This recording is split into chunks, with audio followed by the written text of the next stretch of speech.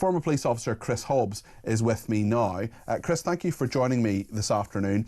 I wonder what you think about the plan by the Mayor of London to decriminalise cannabis, especially in light of a report from the London Drugs Commission, which says the extent of the harms of smoking cannabis were not yet clearly understood. Quite frankly, I'm appalled. I'm not surprised, because this was mooted a few months ago, wasn't it, when he visited a cannabis farm out in Florida. I've worked extensively out in Jamaica, where cannabis is legalised.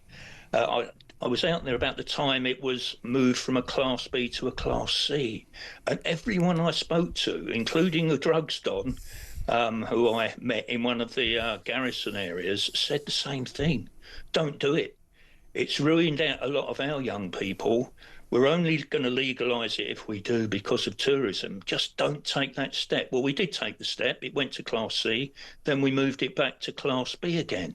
I think it's an appalling idea. And what he's after, I think, it's not just about decriminalising small amounts. It's about legalising the whole shooting match.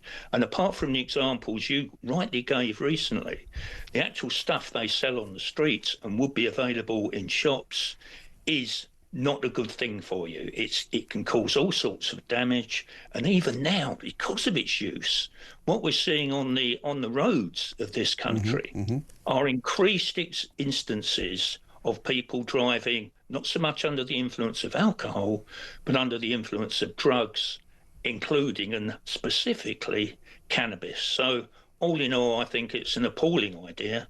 I'm not surprised. You know, he shot small businesses in the foot yesterday, and he's followed that up today with this proposal. I'd be appalled. I think most police officers who have to deal with increasing problems on the streets will be appalled. I haven't seen any example of any police officer as yet agreeing with it. So yeah, I'm appalling, but I'm not surprised. I'm not really surprised at anything this mayor does, to be quite honest. I find it interesting that essentially he's saying we should just give up, because if you have a small quantity of cannabis, if you have it for personal use, well, it's not that big a deal, really, is it? Lots of people do it. You know, should we really be using time and resources of the police? But as you correctly say, Chris, if you actually start with the smaller stuff, and it is not the biggest crime in the world to possess cannabis, not with an intent to supply, but it is illegal. And the problem seems to be that there are so many laws created all the time by governments, including this Labour government. There's so much for the Metropolitan Police to do, yet they don't do it. And my original thought would be, if you start with the smaller stuff, such as even possession of cannabis, well, then people will get the message that you're being tough on crime, you're not going to put up with any nonsense, and bigger crimes will not occur as a result. Yeah, I think it's worth pointing out, and I got some statistics sent to me earlier, that in fact something like 1 in 3 drug searches that Khan says cause angst amongst specifically the black community do yield a result, which it's a much better return than I thought it would be, in all honesty. But that shouldn't be a reason for not doing it. Yes, black lads are disproportionately stop and search, but they do come from the areas where there's deprivation, where there's, comparatively speaking, a lack of job opportunity, and it's inevitable, and gang activity, a massive amount of gang activity. That's the fault of successive politicians of both parties, the deprivation, the social deprivation, the housing and the education, so on and so forth. That isn't the fault of the police. It's not necessarily the fault of the youngsters, but actually saying, well, go on then, fill your boots, I think is an appalling idea and won't lead to any benefits. It will lead to misery for those lads who actually get sucked in, go on to further drugs. Fentanyl is becoming a problem now, cocaine, etc., etc.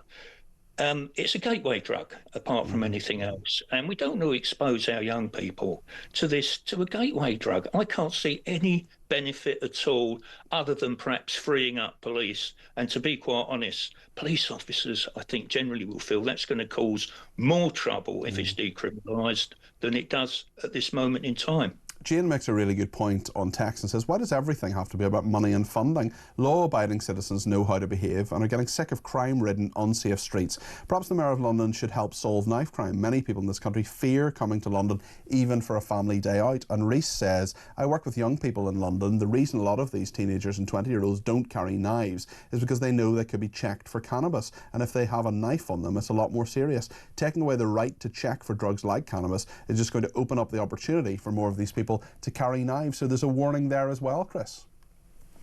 Yes, I think that's right. I think the number who are found with knives as a result of cannabis searches is fairly small.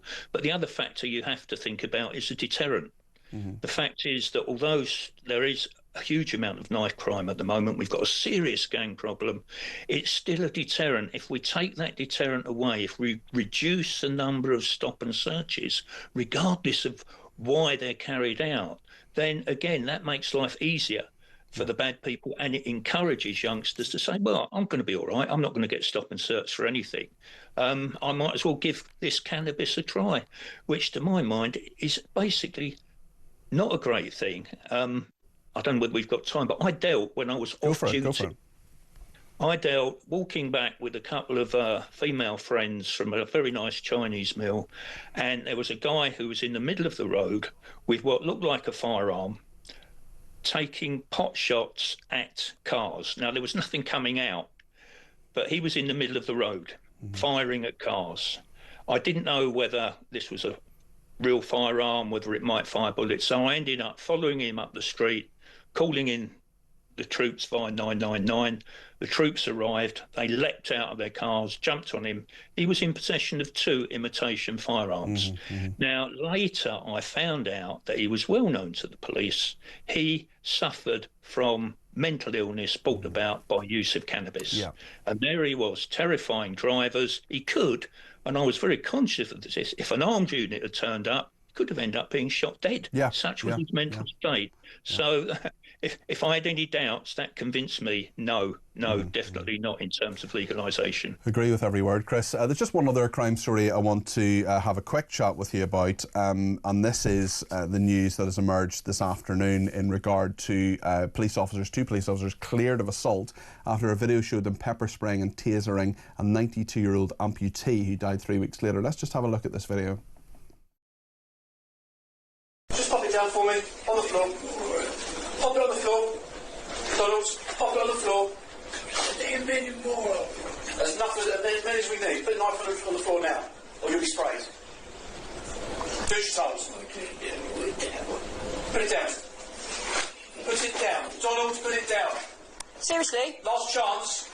Can you hold that door? I can't get a good angle. Donald, put it down. Put it down now. Come on. Last chance. Right, put it down. Drop the knife. Drop the knife. Put it on the floor. Do it now. Drop the knife. Donald, drop the knife. Donald. Down. Put it down. Put it down. Taser, taser.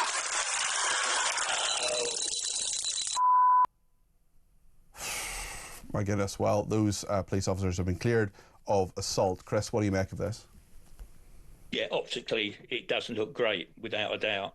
That's the first time I've actually seen the footage, in all honesty. I haven't seen it before. I've obviously heard about the case. No, it doesn't look great. And he was holding a butter knife. Now, he was threatening people, but right. 92-year-old amputee, this is a strong way of dealing with him anyway. It is.